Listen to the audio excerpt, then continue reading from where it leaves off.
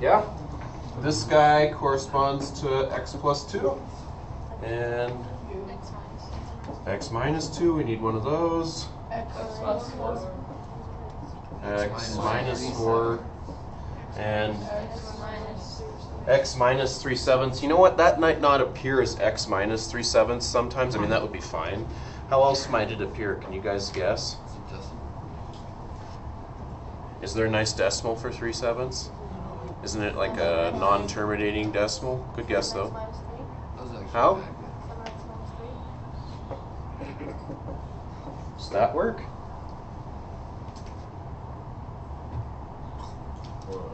Where did Gabe get that from? If you said it equals 0. If you said it equals 0 and solve for x, you add 3 and then you divide by 7. That works, right? I think usually it would appear like that. You know what I'm saying? Okay. Yeah, it would work the other way, but you should be able to understand that if you see this, it's probably going to give you a fractional 0 if you see something like that. I just wanted us to look at it in both forms. Either way is fine. Yeah? Okay. Good. Is that the only polynomial with those zeros? There's like how many that have those zeros? How many different polynomials? What do you guys think? A trillion. It's a lot, right? I think it's an infinite number. Couldn't I put anything in front here? Anything like 2? Wouldn't it still have those zeros now and no others? It would, what would the 2 do to the polynomial, you guys think? Think transformations. It would make it steeper, wouldn't it? It's like a vertical stretch. It's like a times the original thing. So this could be any a that possibly exists, which leads to an infinite number of polynomials that have that. So you could have picked 7 or 3 or pi or anything and put it there, and it would still be the same zeros. Yeah? How about if the problem said something like, make it have this guy happen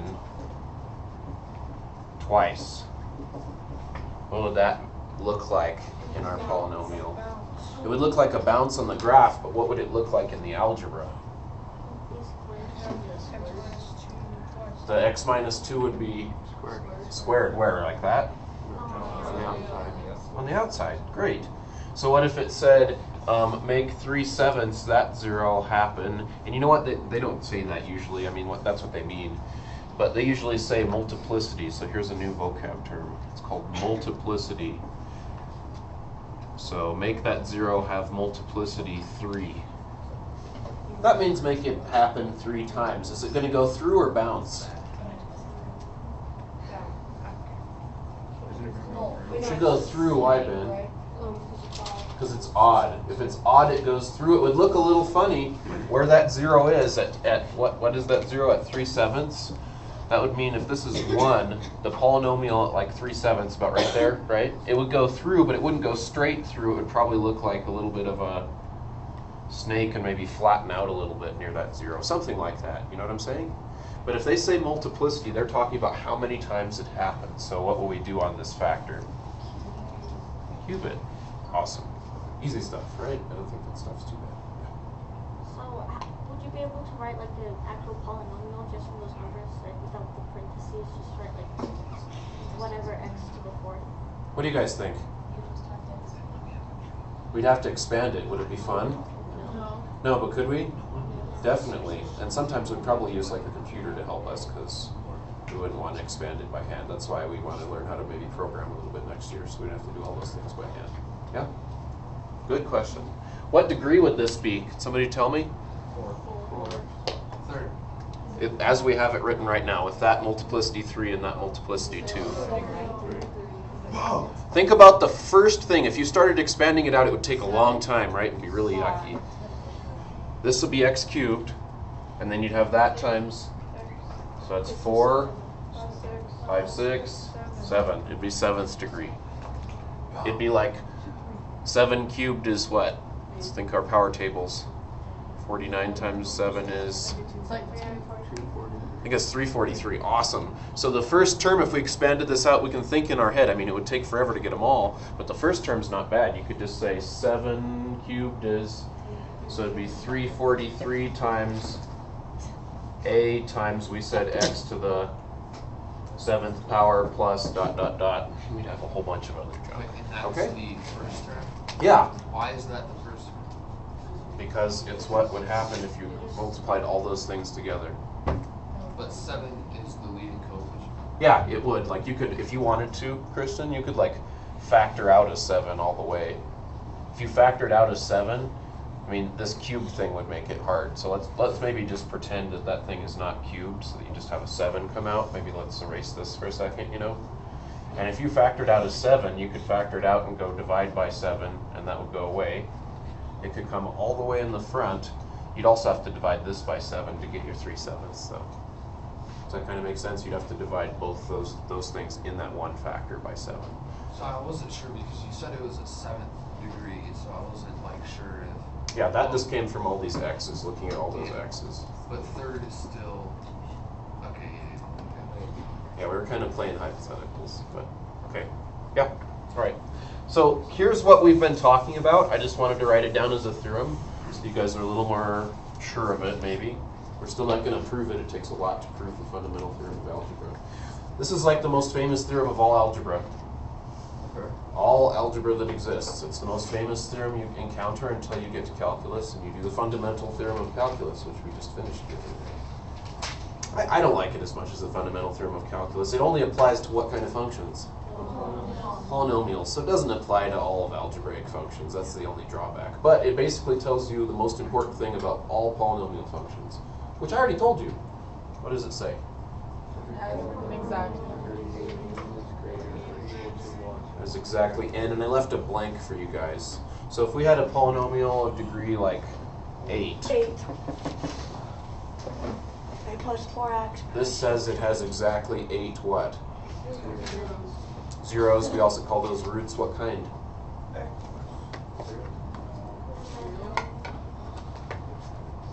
Are they just imaginary or are they mixed? Haven't we been seeing problems that have some real and some imaginary? What do we call that when it's mixed? Complex. So the complex numbers, if you remember the Venn diagram, includes all real numbers and all imaginary numbers and all combinations of them. That make sense? That's kind of just what we said, but that's like one of the biggest theorems out there. So it is a theorem you can rely on it. Has to be complex. Complex means real or imaginary. It includes both those things. Oh, that was just an Yeah, imaginary is its own number set that's inside the complex one. Good question. Okay, so I thought maybe we'd just do a couple more examples. We'll do some newer stuff tomorrow. We pretty much learned everything though, I think. I mean, we just need to do some more. So, a couple more problems? Yeah, we'll do that one too. What is it? It was x to the 6th plus 1. X to the 6th plus 1. So Ben wants us to look at this guy. So can we do that one last? Yeah. Let's go for some maybe easier ones first. So we'll do that one in a second. Cool. Here we go. So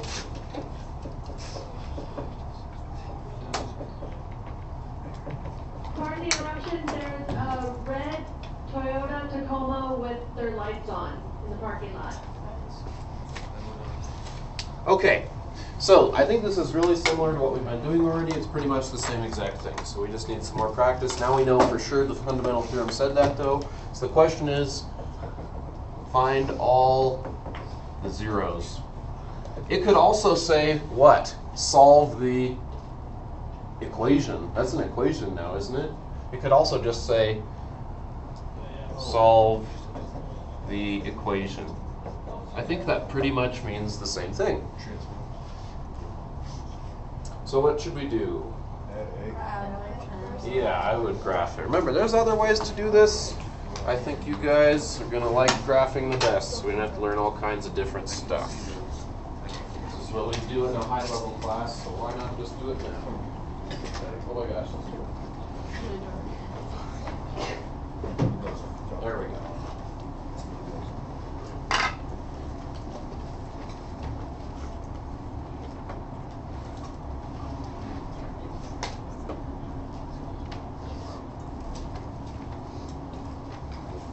So, x to the 4th.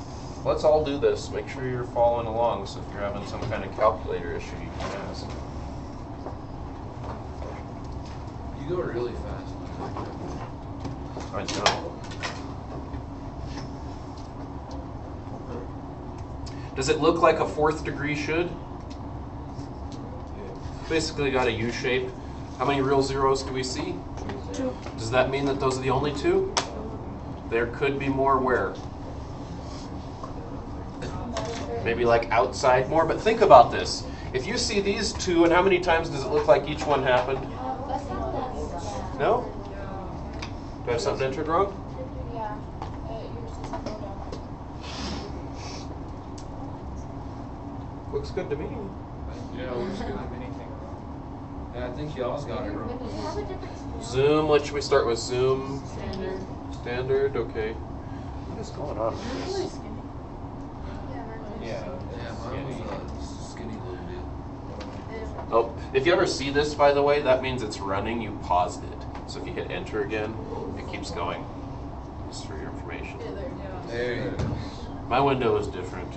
But it still looks like we have like 2, right? Does it look like they happen more than once? No. So could it like somehow, because it's a positive degree, right? Positive leading coefficient, that means it should look like this. So could we be missing some that are like out to the sides? Think about this logically. Could you be missing some that are out to the sides? Why not? What would it have to do? It would have to do this, right? And come back up. And over here it would also have to come back up. Then how many zeros would it have? 6, but it's supposed to have, by the fundamental theorem, 4. So are we missing some? Why doesn't it do that on both sides? Why can't it just do it on one side? Because, well, I guess you're right. That's true, right? You guys know what Maggie's saying? Like maybe it just goes like this.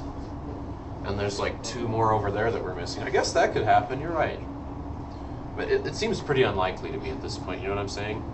So rather than waste your time messing with a bunch of windows, it is good for you guys to practice expanding the window and stuff and searching, because there are sneakier stuff later on. But I'd just try those 2 and see what you get. Then you won't waste any time. So we're gonna go for what? What are they? 1? -2 and 1? Okay, looks like they're going right through. I'm not going to check. So I'm going to say 1, 1, 2, 4, -8. Minus 1 and -1? Would you divide by -1 so the opposite? Good question. I took this from right here, right? You use the 0, not the factor for synthetic division. Good question. Let's remember that. Good, good. Okay, so it would be what?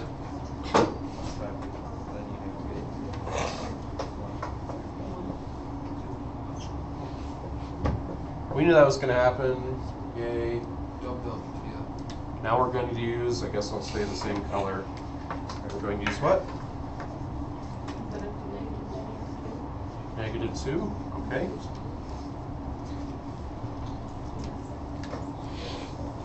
Am I in people's way? I'm sorry, I'm trying to stay. Why do we replace -8 with 0? Where? Here? Yeah. Because they add to 0. You're adding each time, right? Do you keep going down and adding? Yeah. 1 plus 1, 2 plus 2, 4 plus 4. Yep. Okay, so this becomes 0. Change it to -2 because you just kept it with 1. Okay, let's ask all the questions that we need to. So Maggie said, why did I use -2, right? Because I said, well, this looks like it's only happening once. So hence I'm going to dispense with it and move on, and I've got another one right here, so I'm going to try that one now. And it looks like that one only happens once too. If this had bounced, then yes, we'd try 1 again. Does that make sense?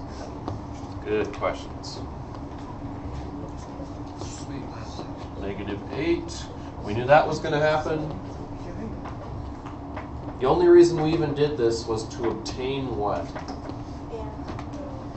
The, what do we call this? The quotient. Awesome. And this one worked out pretty good. I don't even think we need the quadratic formula this time, do we? What is that? What is that stuff? ABC.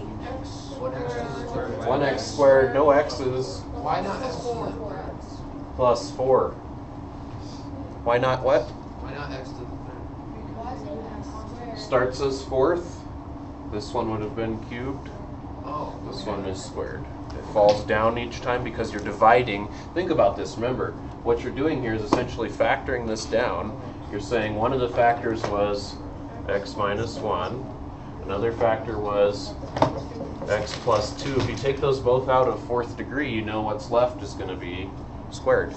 Yeah? So what's left is x squared plus 4. There's the factored form like we did before. Now we're really focusing on solving the equation. We really want the zeros. So we know that one 0 is 1, another 0 is negative 2. You could use the quadratic formula on this, but this one's easier, isn't it? Can't we just go... Minus 4. Yeah, we should just set it to 0. It's a lot faster than the quadratic formula. So you get what? X equals plus or minus 2i. Right? Does anybody need to see the step in between there? That gives us 4 and 2. Subtract 4 square root, you get And then 2i. solve the equation. How do we solve the equation? We did. The equation solutions, how many of them are there? Fundamental theorem says there's 4. The solutions slash zeros slash roots, we can call those all the same thing. So we can put zeros or roots to the equation or solutions to the equation. Those all mean the same thing in polynomial land. And they are what? 2i, I should put x equals, right? X equals 1, negative 2, negative 2, and plus or minus 2i, and negative 2i, or plus or minus. There you go, done. We've already kind of done this, haven't we? I think we're just going to practice some more. So let's do one more on the tape, and then we'll do Ben's.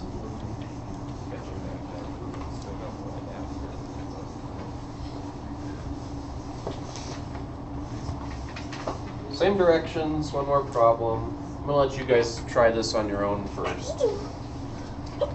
Bless you. Let's try this one.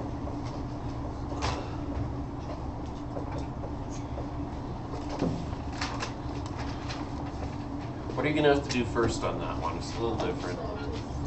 Set it to 0, right? That's pretty much always what we do first. Okay.